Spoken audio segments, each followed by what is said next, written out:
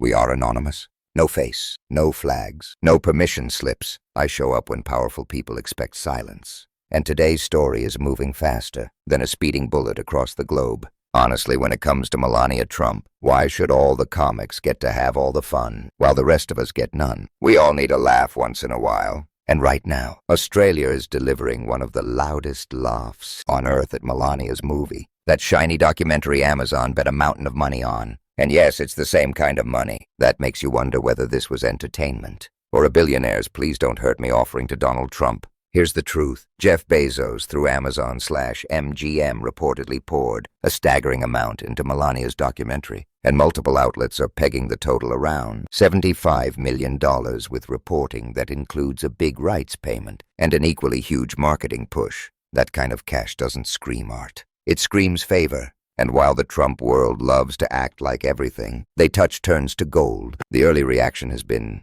well, more like a wet firework. But before I get to the Australia part, because you've got to hear this, let's remember, comedians have been roasting Trump and the weird little theater around him for years. And it still lands because the material writes itself. Trevor Noah once had a little fun with them, imagining what Trump wrote inside. A card he definitely didn't actually get. And the line was perfect. Roses are red, love is a mystery. I had a historic electoral college victory. And then there's John Mulaney talking about Trump, though honestly, it also sounds like it could describe this whole Melania documentary situation. Being president is like there's a horse loose in a hospital. Eventually he thinks everything will be okay. But for a while it's just chaos, confusion, and people yelling updates that make no sense. Then Trevor Noah went in again, because it was Melania's birthday. And he's like, what does that even mean? Trump's like, honey, I've got a great celebration planned for us today. I'm going to talk to some TV people while sitting on the toilet. That's not just a joke, that's a mood. That's the Trump brand. Perform affection, sell a headline, and treat everyone like props.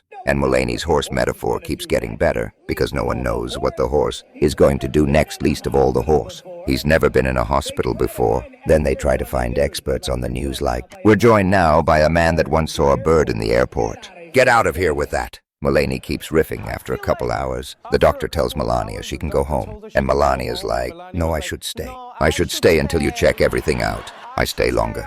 Then the updates get weirder. This is a horse loose in a hospital. When a horse is loose in a hospital, you got to stay updated. And sometimes the updates aren't bad, just odd. Like the horse used the elevator. I didn't know he knew how to do that. And Trevor Noah brings us home with the savage punchline. Okay, Miss First Lady, since we're keeping you longer, your husband is on his way to visit. And then, okay, pull the plug. We've tried everything. Pull the plug.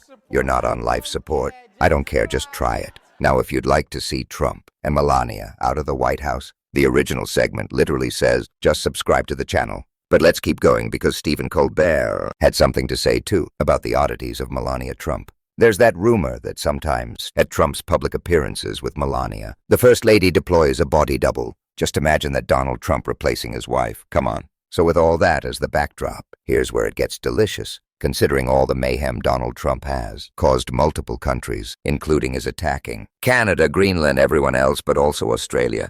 The Australians are having a complete laugh fest at what's being called an absolute flop, Melania's documentary. And the story that lit this up is brutally simple. In Australia, Hoyts reportedly sold just one pre-sale ticket for the film ahead of release. One single ticket. Australia basically looked at this prestige documentary and went, nah, and that's why Trump hates this moment, because nothing bruises his ego like being laughed at. He can spin bad reviews, he can scream fake news, but laughter is what you can't sue. In the clip being shared, they talk about the First Lady's documentary, and the money behind it. One report framed it as a $57 million rights buy, and that's part of why people are asking, who thought this was a good idea?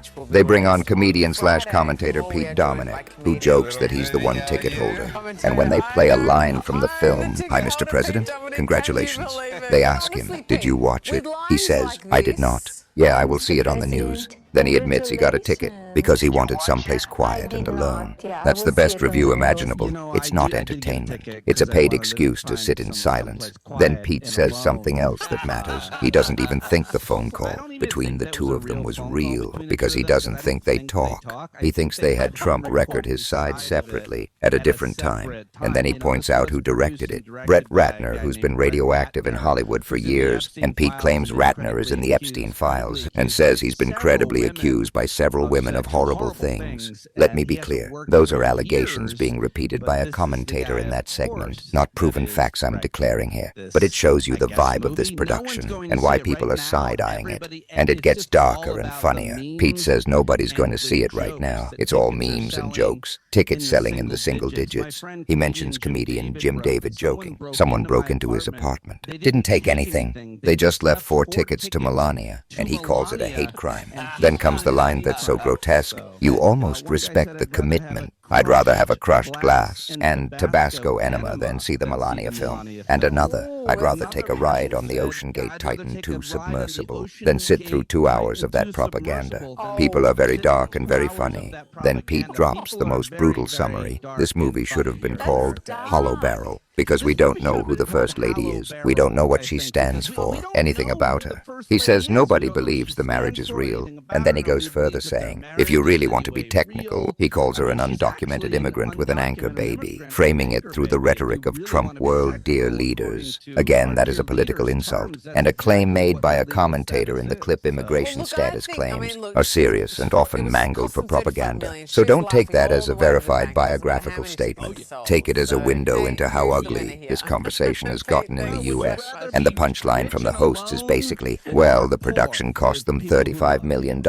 She's laughing all the way to the bank. So who's the winner? Pete gets asked, would you rather be rich and alone or poor with people who love you? And he basically answers, every day of the week. Now here's the part Trump doesn't want you to connect. MAGA loves bragging about how 73 million people voted for him. So how come practically nobody is buying tickets to see this? The math isn't mathing. The cult energy doesn't transfer when you ask them to pay for something that feels like glossy propaganda. And just to underline how bizarre this whole rollout is, major outlets have been scrutinizing the money and the strategy. The Verge reported on the controversy around the eye-popping budget and the accusations that it looks like a bribery vibe, while the production disputes it. The Guardian's review was absolutely savage, painting the film as glossy hollow and devoid of meaningful insight, more spectacle than substance. And the broader press has been full of reports about weak demand in some markets, alongside Trump's own attempts to hype ticket sales. So yeah, Australia, bursting out laughing is the headline, but the real story is bigger. Trump's entire political identity runs on dominance, intimidation, and forced attention. And nothing punctures that faster than a country collectively shrugging and saying, no thanks, we'd rather do literally anything else. Because when the world stops fearing you and starts mocking you, the spell breaks, and that's what you're watching. Alright, if you want more of these stories with the receipts, hit subscribe, like the video, share it, and drop a comment. Would you sit through Melania's documentary? And that's the thing. When the world stops fearing Trump and starts laughing at him, the whole con collapses. We are anonymous. Stay sharp, stay loud, and we'll see you in the next one.